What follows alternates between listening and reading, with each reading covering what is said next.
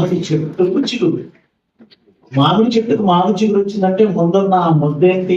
మామిడి చెట్టు అనేగా, అంతేగా. మామిడి ముద్ద అయితేనే మామిడి చిగురు వస్తుంది. వేప ముద్ద అయితే వేప చిగురు వస్తుంది, అంతే కదా. టేకు ముద్ద అయితే టేకు చిగురు వస్తుంది. చెట్టు ఏదో చిగురైతే కదా.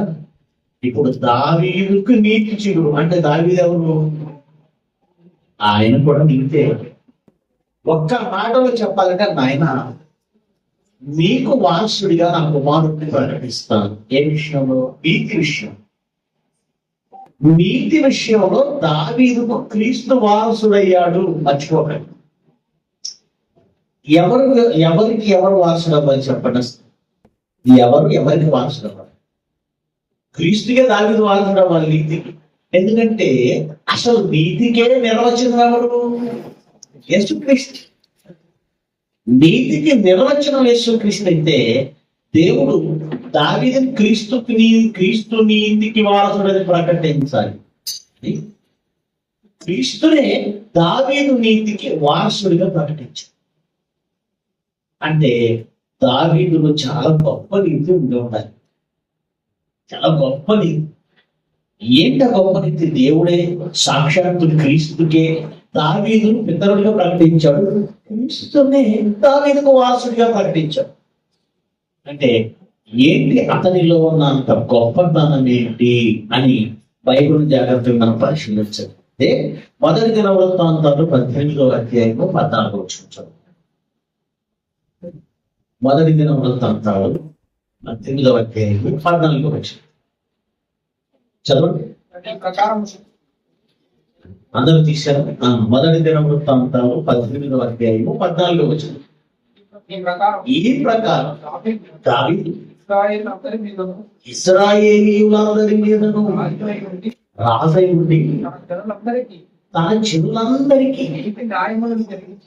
నీతి న్యాయములు జరిగించాడు. దావీదులో ఉన్న స్పెషల్ ఏంటి? తన జనులందరికీ నీతి న్యాయము జరిగించాడు. కీర్తనలు 89:14 చూడండి. 89:14 కీర్తనలు 89:14.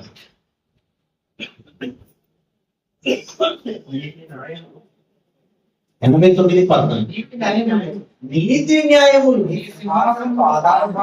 ఇది ఎవరి గురించి తెలుసా? యేసుక్రీస్తు గురించి. ఇది ఎవరి గురించి? యేసుక్రీస్తు సింహాసనానికి నీతి న్యాయములు ఆధారాలంటే క్రీస్తు కంటే ముందు అదే నీతి న్యాయముతో ఇశ్రాయేలును పరిపాలించిన రాజెవరు? అంటే క్రీస్తు కంటే ముందు ఆ గొప్ప నీతిని లోకంలో ప్రదర్శించిన వాడు ఎవరు అంటే సాక్షాత్తు దావీదు. అంత గొప్పవాడ, అంత గొప్ప నీతి ఏముంది అని కాస్త ఆయన గురించి ఆలోచిద్దాం, చరిత్రలోకి వెళ్దాం. ఏమండి, అన్నం ఉడికిందో లేదో మొత్తం చూడాల్సిన అవసరం లేదు, ప్రతి మెతుకు పట్టుకోవాల్సిన అవసరం లేదు. 1-2 మెతుకులు పట్టుకుంటే అన్నం ఉడికిందా లేదా తెలిసిపోతుంది. అలాగే దావీదులో ఉన్న గొప్ప నీతి గురించి దావీదు చరిత్ర అంతా చూడాల్సిన అవసరం లేదు. 1-2 సంఘటనలు చూస్తే అతని ఎంత నీతిమంతుడు అర్థమవుతుంది. చూద్దాం. మొదటి సమూయేలు గ్రంథం 24వ అధ్యాయం మొదటి వచనం నుంచి చదువు. మొదటి సమూయేలు గ్రంథం 24వ అధ్యాయం మొదటి వచనం నుంచి చదువు. సౌలు ఫిలిష్తీయులను తరుముట మాని తిరిగి వచ్చాడు. సౌలు ఇశ్రాయేలీయులకు రాజుగా ఉన్నాడు. దావీదు ఎంగెది మార్గంలో ఉన్నాడని అతనికి సమాచారం వచ్చింది. ఏముంది? దావీదు ఎక్కడ ఉన్నాడు? ఎంగెది అరణ్యంలో ఉన్నాడనే సమాచారం. అతను ఎందుకు అక్కడికి వెళ్ళాడు? దావీదు ఇక్కడ ఉన్నాడు కదా. దావీదు సౌలు దగ్గర సహస్రాధిపతి అరణ్యంలో ఉన్నాడని సమాచారం వచ్చింది.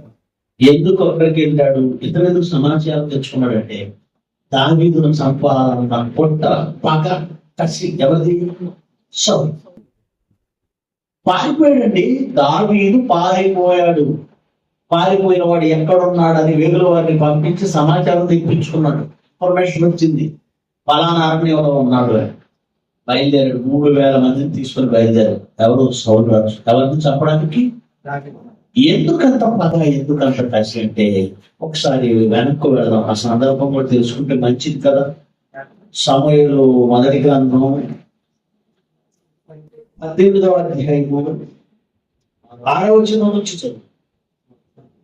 ఎందుకు చంపాలనుకుంటున్నాడంటే మొదటి సమూయేలు గ్రంథం 18వ అధ్యాయము 6వ వచనం. దావీదు ఫిలిష్తీయుడిని హతము చేసి తిరిగి వచ్చాడు. ఎవరు ఫిలిష్తీయుడు? 6 మూరల జానుడు, ఆజానుబాబు 6 మూరల జానుడు. గొలియాతు ఫిలిష్తీయుడు చంపేశాడు తిరిగి వచ్చి. అలా తిరిగి వస్తున్నప్పుడు స్త్రీలు ఇశ్రాయేలీల వాళ్ళన్నింటిలో నుండి తమ్ములతోనూ సంభ్రమలతోనూ వాద్యములతోనూ పాడుచు నాట్యమాడుచు రాజు సౌలును ఎదుర్కొన్నట్టుగా వచ్చింది. యుద్ధమందు గెలిచాడు రాజు. అంటే మరి స్త్రీలలో యవన స్త్రీలైన వారు తమ్ములతో సితారులతో నాట్యంతో జయ జయ ధ్వానాలు చేసుకుంటూ పాటలు పాడుతూ నాట్యమాడుచు వస్తున్నారు. స్త్రీలు గాన ప్రతిగానాలు చేయొచ్చు. ఆ స్త్రీలు గాన ప్రతిగానాలు చేయించు వాయించు. వాళ్ళు పాట ఏమని పాడుతున్నారట? సౌలు వేల కొలది, దావీదు 10,000 కొలది శత్రువులను హతము చేసి అని అన్నారట. పాటలో ఏమొచ్చింది? పాటలో లేదు ఏమొచ్చింది? సౌలు వేల కొలది, దావీదు 10,000 కొలది. సౌలు వేల కొలది చెప్పండి, దావీదు 10,000 కొలది. ఈ మాటలు సౌలుకు ఇంపుగా లేవటారు. మనసు చింపుమందట, బాగోలేదంట. ఏంటి, నేను మహారాజుని, నేనే వేల కొలత, నాకు వేల కొలత. దావీదుకి 10,000 కొలత. ఎందుకో చిన్నోడు. నిన్నగా ఈ రోజు వచ్చాడు, ఈ రోజు వచ్చి ఒక్కడిని చంపాడు. నేను అంతకుముందు ఎన్ని యుద్ధాలు చేశాను, ఎంతమందిని చంపాను, అవన్నీ పక్కన పెట్టేసి ఒకరిని చంపినందుకు వీళ్ళందరూ కలిసి ఏమంటున్నాం? సౌలు వేల కొలది, దావీదు 10,000 కొలత. అప్పటి నుంచి దావీదు మీద విషం కూర్చుంటున్నాడు.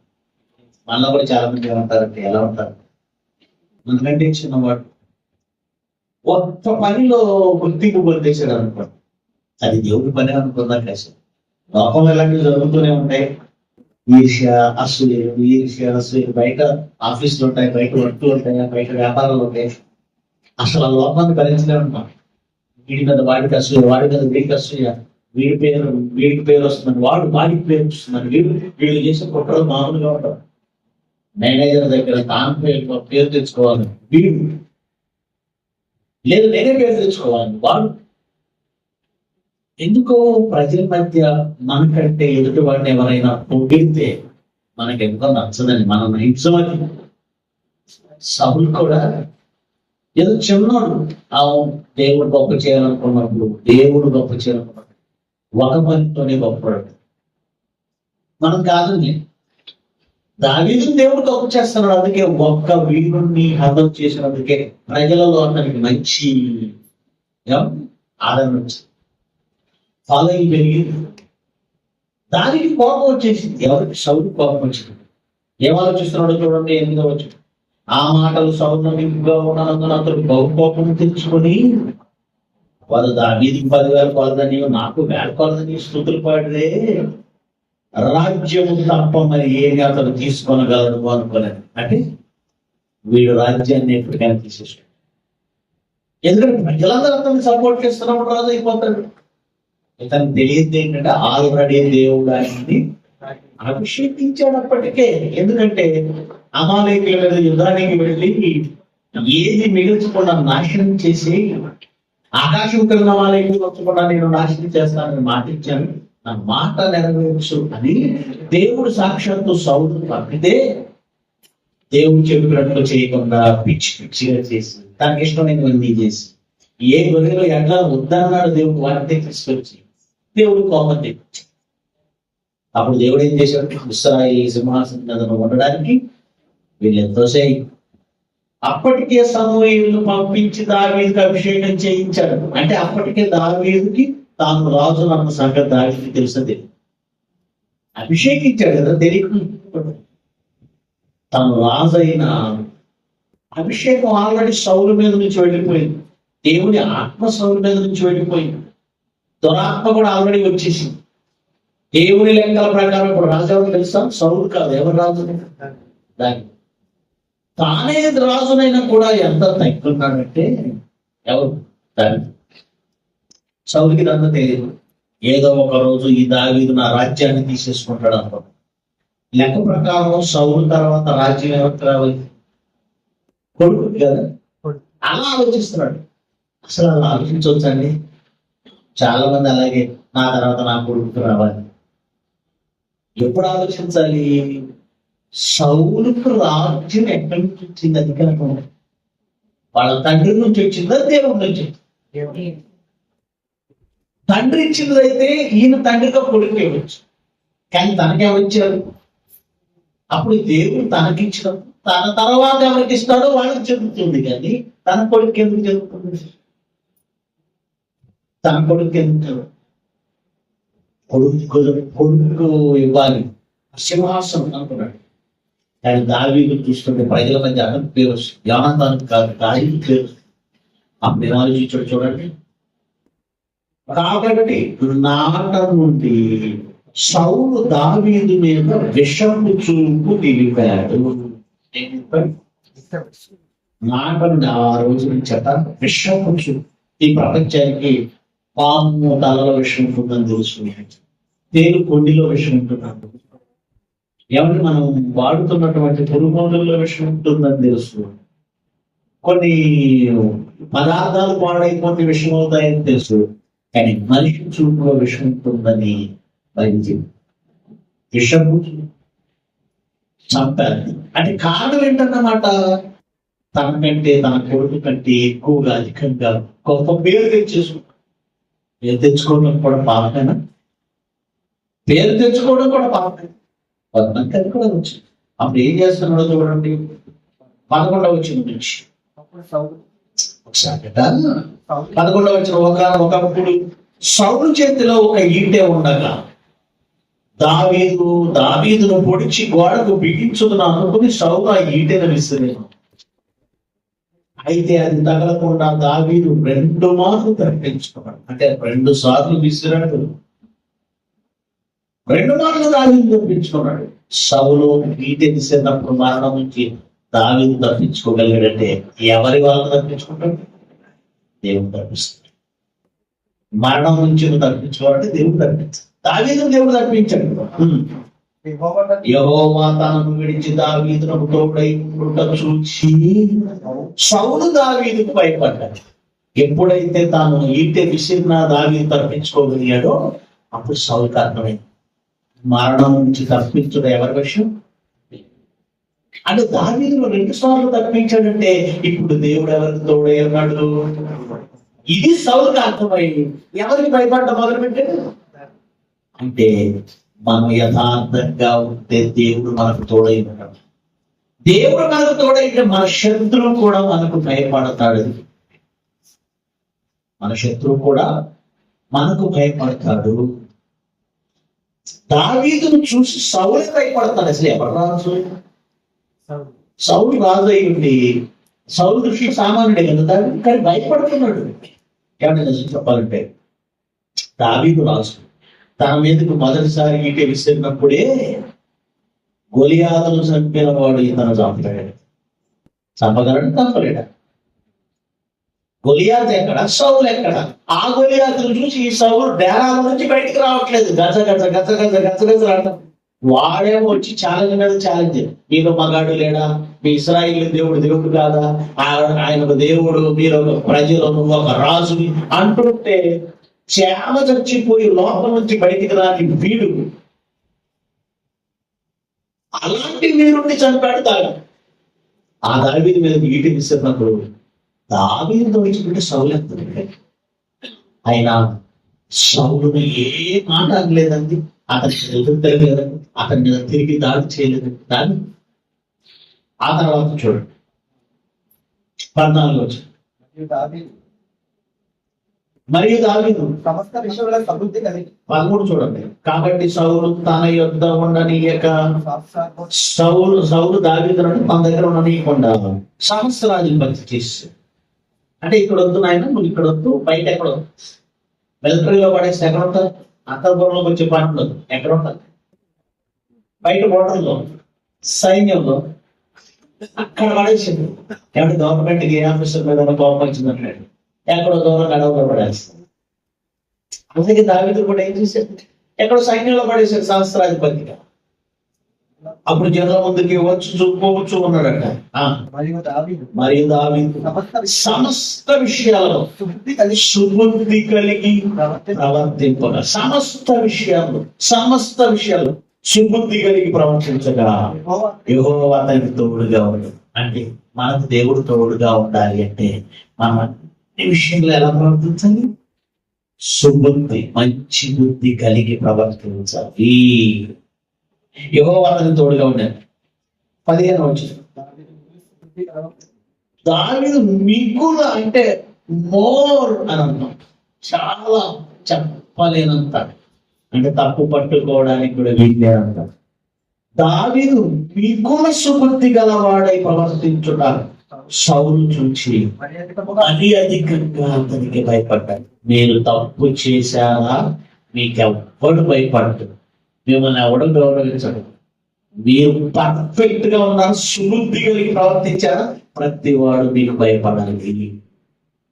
దావీదు మిగుల సుబుద్ధి గలవాడే ప్రవర్తించేసరికి సౌలు భయపడిపోతాడు. మరి అధికంగా భయపడేను, అధికంగా భయపడ్డాడు. ఇప్పుడు అర్థమైందంటే సౌలు దావీదు మీద పగపడడానికి గల కారణం ఏంటంటే, ఇంత పర్ఫెక్ట్ గా ఉన్న ఇతను ఖచ్చితంగా నా రాజ్యాన్ని నా కొడుకు దగ్గర చంపేయాలి.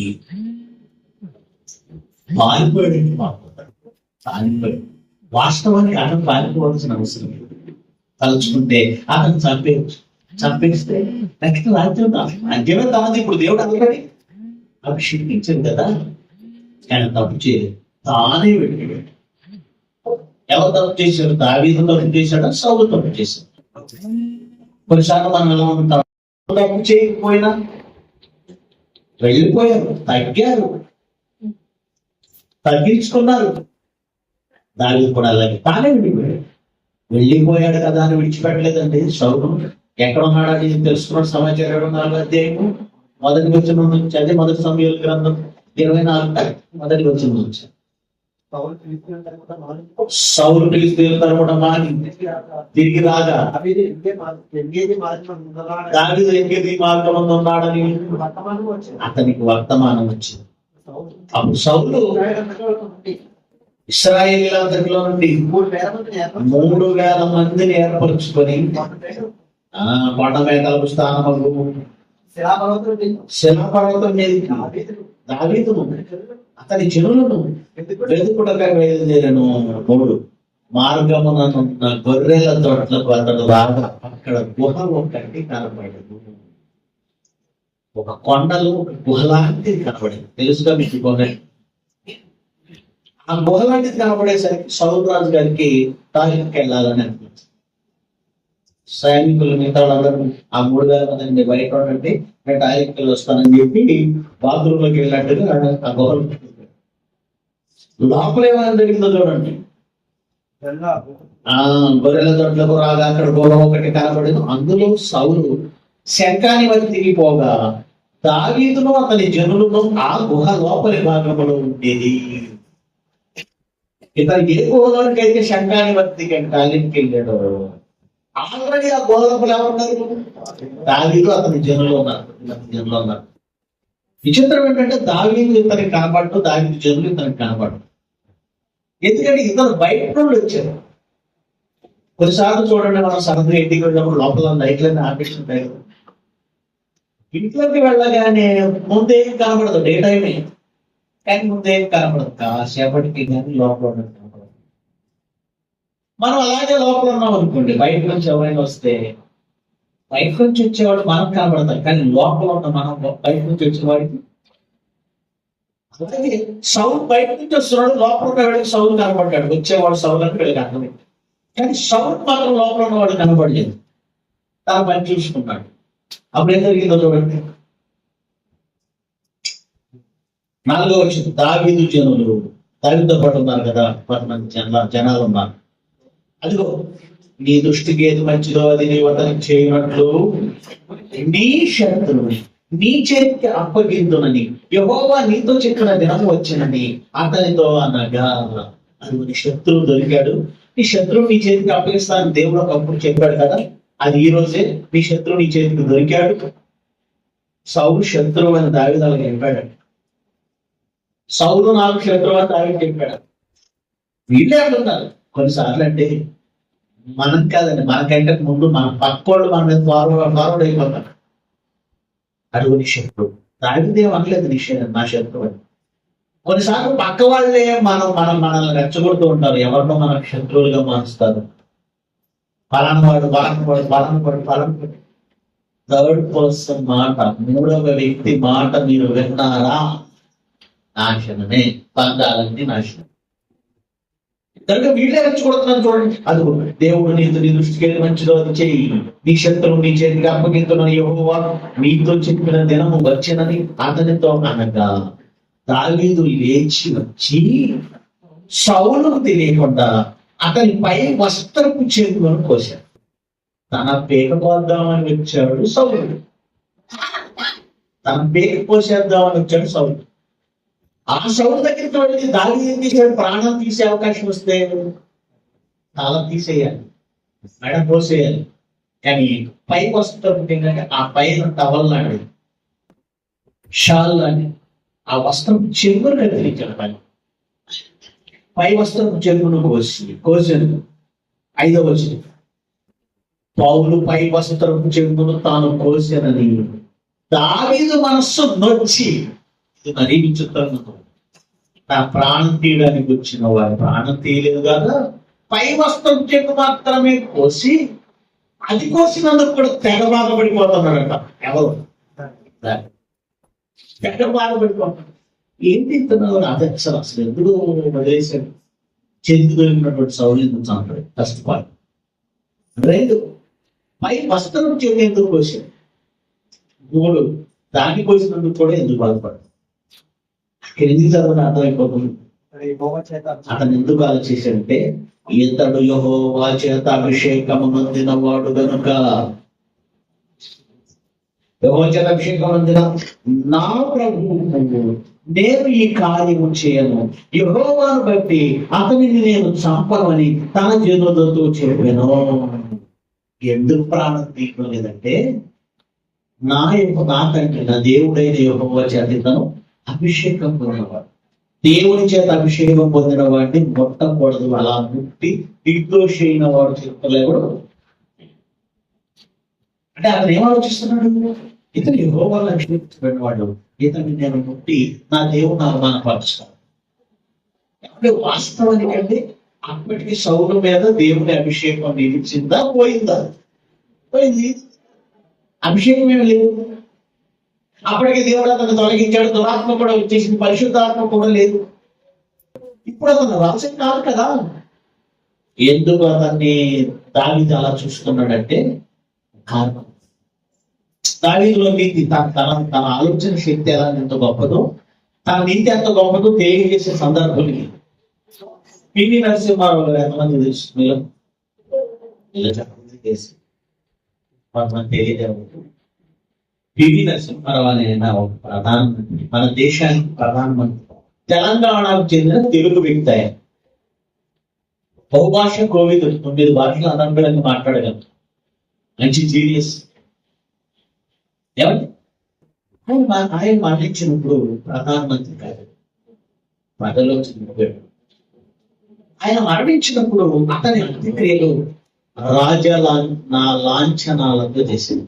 రాజ లాంఛనాలు, అధికార లాంఛనాలు, అధికారికంగా చేశారు. ఎందుకు? అతను అధికారంలో లేడు కదా. ఎందుకు అతనికి అధికార లాంఛనాలు అని అంటే, ఇప్పుడు అతను ప్రధానమంత్రి కాకపోవచ్చు, ఒకప్పుడు ఈ దేశపు అత్యున్నత సింహాసనంపై అధిష్ఠించిన వాడిగా అతని గౌరవం అతనికి ఉండాలి, అతని గౌరవించాలి. ఈ దేశపు అత్యున్నత సింహాసనంపై ఆ ఒకనాడు అధిష్ఠించిన వాడు అతని గౌరవం అతనికి ఉండాలి. ఇది ఈరోజు మనం నేర్చుకున్న నీతి అనుకుంటున్నాం. ఎక్కడి నుంచి నేర్చుకున్నామో తెలుసా?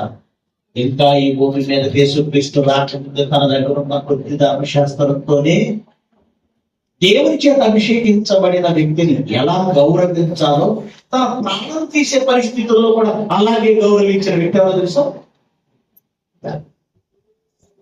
దావీదు. తన ప్రాణం తీయడానికి వచ్చిన ఆ వారిలో ఒకడు మలుపు అనేటువంటి దాసుడు అంట, ప్రధాన యాజకుడి దాసుడు మలుపు.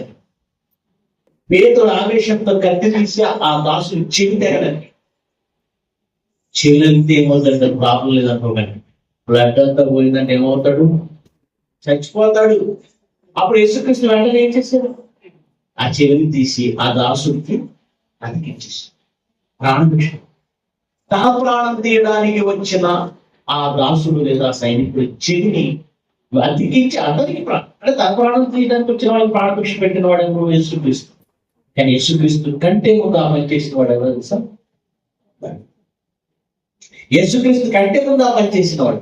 అందుకే దేవుడు మెచ్చిన ఆయన, నీ నీతికి నా కుమారుడే వారసుడిగా ప్రకటిస్తాను. నీకు నేను ఇచ్చేటువంటి బహుమానం, నీ నీతికి నా కుమారుడు వారసు. ప్రాణం తీయడానికి వచ్చిన సౌలు ప్రాణం తీయకపోగా అక్కడ కూడా నా దేవుని నేను అవమానపరచకూడదు, నా దేవునికి వ్యతిరేకంగా నేను నడవకూడదు, నా దేవునికి అభిషేకించబడిన వారికి కార్యం చేయకూడదు. ఎంత గొప్పగా ఆలోచించండి. అదే మనమైతే శత్రువు దొరికితే ఆడుకుంటాం కదా, మన కత్తులు పట్టుకోం, గడ్డలు పట్టుకోం. సంఘంలోనే మనకు కాస్త వ్యతిరేకంగా ఉన్నవాడు, మనల్ని కాస్త వ్యతిరేకంగా చూసేవాడు దొరికితే, ఛాన్స్ దొరికితే వాడిని ఆడుకో, గొప్ప టిప్పలు పెట్టడం, 3 చేతులు వీడు తగ్గించు. మన చేతులు ఏమన్నా ఉంటే వాడికి అవకాశాలు లేకుండా చేస్తాం. మనం పగదీర్చుకోవడం టాలెంటెడ్ పర్సన్స్, తక్కువ కార్లే ఉపయోగించాం. ఎన్ని రకాలుగా పగదీర్చుకుంటాము. అలాంటిది దావీదు 66 పుస్తకాలు కలిగి 66 పుస్తకాలు కళ్ళ ముందు పెట్టుకొని, యేసుక్రీస్తు జీవితాన్ని కూడా కళ్ళ ముందు పెట్టుకొని, శత్రువుకి సైతం మేలు చేసిన క్రీస్తు జీవితం కళ్ళ ముందు పెట్టుకొని, సహోదరునికి కూడా మేలు చేయలేని స్థితిలో మనం, అంతేగా సహోదరుని కూడా క్షమించలేని స్థితిలో మనం ప్రాణాలు తీయడానికి వచ్చిన శత్రువుని క్షమించేశాడు, వదిలేశాడు దేవుని నీతిని బట్టి దావీదు. ఆయన ముందు ఇంకా క్రీస్తు జీవితం ప్రత్యక్షం కాలేదు. క్రీస్తు జీవితాన్ని మాదిరిగా తీసుకోవడానికి ఇంకా ఆయన జీవితం రాలేదు. అంతే కదండి, అంతే కాదు. మరొకసారి ఏమన్నాడు చూడండి, మరొకసారి అదే సందర్భం, అలాంటి సందర్భం మళ్ళీ జరిగింది. ఏమన్నా పంచాల కాపాడాడు సౌలు, వెనక నుంచి సౌలుని పిలిచాడు, సౌలా నాయన ఇదిగో నాయన, నేను చంపాలనే నేను అనుకోవటం లేదు, నీకు ఎవరు చెప్పారో తెలియదు, నేను నీ మీద పగపట్టలేదు, నీకు నాకు ఏ ద్వేషం లేదు, నన్ను ఎందుకు తరుగుతున్నావు, ఇదిగో నువ్వు నా దగ్గరికి వచ్చావు, నేను నీ పై వస్త్రాన్ని కత్తిరించాను, నీకు నేను ఏ ప్రాణహాని చేయట్లేదు, చూడు అంటే సౌలు చాలా బాధపడ్డాడు, పశ్చాత్తాపడ్డాడు. వారికి వెళ్ళి మళ్ళీ బుద్ధి వంకర తిరిగింది, మళ్ళీ చంపడానికి వచ్చాడు. మళ్ళీ 26వ అధ్యాయం 7వ వచనం చూడండి. దావీదు తనతో వచ్చినటువంటి వాళ్ళు రాత్రి వేళ ఏమంటే ఒక చోట పడుతున్నారు. ఎవరో సౌలు చుట్టూ ఉన్నటువంటి 3000 మంది సైనికులు, అభిషయ్ అనేవాడు అగ్నేర్ అనేవాడు సైన్యాధ్యక్షుడిగా ఉన్నాడు. వాళ్ళందరూ పడుకున్నారు. సౌలు పడుకున్నాడు, సౌలు చుట్టూ ఉన్నవాడు అందరూ నిద్రపోతున్నారు. ఏమంటే రాత్రి వేళ కాపలా ఉన్నవాడు నిద్రపోతే ఎందుకంటే కాపలా, సౌలు పడుకుంటే ఇంకా అందరూ పడుకున్నారు. అప్పుడు దావీదుతో పాటు అభిషేకుడు ఒకడు ఇద్దరు వచ్చి సౌలు తలగడ దగ్గర ఒక ఈటె నాటబడింది. ఆ ఈటె సౌలు నీళ్ళ గుడ్డి అంటే వాటర్ బాటిల్ అందుకోండి, వాటర్ బాటిల్. దావీదు వచ్చి అప్పుడు చంపొచ్చు. అభిషేక్ అన్నాడు, నాకు నా పర్మిషన్ ఇవ్వు దావీదు, ఒకే ఒక్క పోటుతో నేలకు నాటేస్తాను. ఎవరిని? సౌలుని. ఒక దెబ్బతోనే ప్రాబ్లం సాల్వ్ అన్నాడు. నోరు మూసుకుని అభిషేక్, నేను చంపకూడదు అతన్ని. యెహోవా అభిషేకించిన వారిని చంపి నిర్దోషి అవుట ఎవరికి సాధ్యం? ఆ నేల పుట్టిని ఆ ఈటని తీసుకుని అవతలకి వెళ్ళిపోయాడు. అవతలకి వెళ్ళిపోయి కేకలు వేస్తున్నాడు. చూడండి 14 వచ్చింది. చాలా దూరం వెళ్ళిపోయి దావీదుకి ఆజ్ఞ వేస్తున్నాడు. జనులు నేను కుమారుడైన అబ్నేరును వినున్నట్లు అబ్నేరు రాజు ఉన్నాడు పక్కన. రాజు కాపలాగా ఉన్న సైన్యాధ్యక్షుడు అబ్నేరుతో అంటున్నాడు, అబ్నేరు మాట్లాడవా అని కేకవేయగా అప్పుడు నిద్రలోకి లేచాడు. ఎవరు వచ్చారు కేకలు నిద్రలో? ఎవరు? అబ్నేరు కేకలు వేసి రాజు నిద్ర లేకుండా ఇవ్వడమని అడిగాను. అది దావీదు మగవాడు కాదా? ఇశ్రాయేలులో నీ వంటి వాడిని ఎవరు తిడుతున్నాడు? ఎవరిని తిడుతున్నాడు? అబ్నేరుని. నువ్వు మగవాడివి కావా? ఇశ్రాయేలీలో నీ వంటి వాడెవడు? యజమానులకు రాజు నీకు యజమానుడు రాజునకు నీవెందుకు కాపు కాయకపోతివి? ఏమండి, చంపడానికి వచ్చిన వాడి ప్రాణం ఉంటే ఎంత పోతే ఎంత. దావీదు తన ప్రాణం గురించి కాదు, ఇలా వదిలేసేటండి. అబ్నేరు రాజు కదా అంతమే. అతని ప్రాణాన్ని ఏమాత్రం కాపాడకుండా వీళ్ళందరూ నిద్రపోతున్నారంటే అది అబ్నేరు తిడుతున్నాడు. నువ్వు మగవాడివి కాదా? యజమానుడు నీ రాజుకు నువ్వు ఎందుకు కాపు కాయకపోతివి? నీ యజమానుడు రాజును సంహరించడు. మీ జనులలో ఒకడు చేరువకు వచ్చేనే దగ్గరికి వచ్చాడే. నీ ప్రవర్తన అనుకూలము కాదు, నీవు శిక్షకు పాత్రుడివే. యెహోవా చేత అభిషేకం పొందిన నీ ఏలిన వానికి నీవు రక్షకముగా ఉండలేదు. యెహోవా జీవంతోడు, నీవు మరణ శిక్షకు పాత్రుడవు. ఎవరి తన ప్రాణం తీయడానికి వచ్చిన వాడి ప్రాణం గురించి ఎందుకంటే దావీదు అన్నారు అంటే దేవుని నీతిని నెరవేర్చడానికి తన ప్రాణం తీయడానికి వచ్చిన వాడి ప్రాణాన్ని కూడా రక్షించే మంచి మనసు ఎవరిది? నిగుల సుబుద్ధి గల వాడే ప్రవర్తించాడు, నీతి న్యాయాలతో పరిపాలించాడట. తన ప్రాణం తీసే శత్రువు ప్రాణాన్ని కూడా కాపాడాడట. దావీదు కంటే ఎక్కువ సంవత్సరాలు పరిపాలించిన వాడు ఉన్నాడు ఇశ్రాయేలీలో, మనష్య అనేవాడు ఉన్నాడు. 52 సంవత్సరాలు పరిపాలించాడు. దావీదు 40 ఏళ్ళే. దావీదు కంటే 12 ఏళ్ళు ఎక్కువ పరిపాలించాడు ఎవరు? కానీ మనిషి గౌరవం దక్కదు. ఎవరికి దక్కింది? ఇప్పటికీ ఇశ్రాయేలీల ఫ్లాగ్, ఇజ్రాయేల్ ఫ్లాగ్ ఉంటుంది కదా, జెండా, జాతీయ జెండా. ఆ జెండాలో స్టార్ ఉంటుంది. దాన్ని ఏమంటారు తెలుసా? స్టార్ ఆఫ్ డేవిడ్, దావీదు యొక్క నక్షత్రం. ఇప్పటికి 3000 సంవత్సరాలు అండి దావీదు చనిపోయి. ఎప్పటికీ ఇశ్రాయేలీల జెండాలో దావీదును గౌరవిస్తున్నారంటే కారణం దావీదులోని నీతి. చాలా మంది అంటే దావీదు తప్పు చేశాడు వీళ్ళు ఏదో చేయనట్టుగా కథలు సీరియస్ అయినట్టుగా ఏమండి ఓ దావీదు తప్పును భయంకరంగా చెప్పేస్తుంటారు ప్రసంగాల్లో. దావీదు తప్పు జీవితంలో ఒక్కసారి చేశాడు, ఒకే తప్పు చేశాడు. మరి మనం ప్రతి క్షణం చేస్తాం. మోహం చూడు, తప్పుడు చూపు, తప్పుడు ఆలోచనే పాపం. ఆలోచనలలో మోహం చూపులో ప్రతినిత్యం పాపం చేసే వీడు దావీదు తప్పు చేశాడు. దావీదు జీవితం ఎంత గొప్పగా ఉందో అవన్నీ వదిలేసి దావీదు తప్పు చేసిందే కనపడుతుందా? దావీదు తప్పు చేసి ఆయన జీవితాన్ని ఒక తప్పారండి. మరి మనం జీవితంలో ప్రతిరోజు తప్పు.